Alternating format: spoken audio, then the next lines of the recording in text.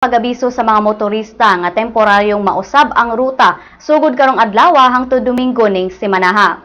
Sa official Facebook page sa Situm, nipagawas kini og pahimangno nga adunay mga dan nga apektado sa launching parade karong hapon, ingon man ugma Sabado hangtod na sa Domingo. Ipahigayon unyang alas 2 sa hapon ang launching parade samtang ugma ang sinulog sa kabataan sa lalawigan, dayon inig Domingo ang sinulog sa kabataan sa Dakbayan.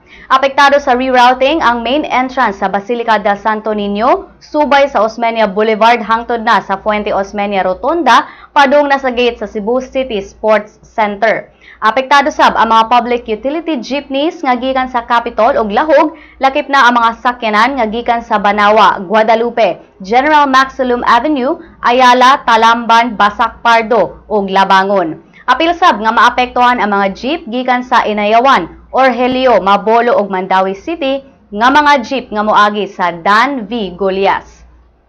Kiawhag sa Situm ang mga motorista nga mosunod sa traffic rerouting plan aron pagpugong sa kahuot sa Dan. Para sa dugang detalye, bisitahan lang ang www.sunstar.com.ph o ang official Facebook page sa Situm.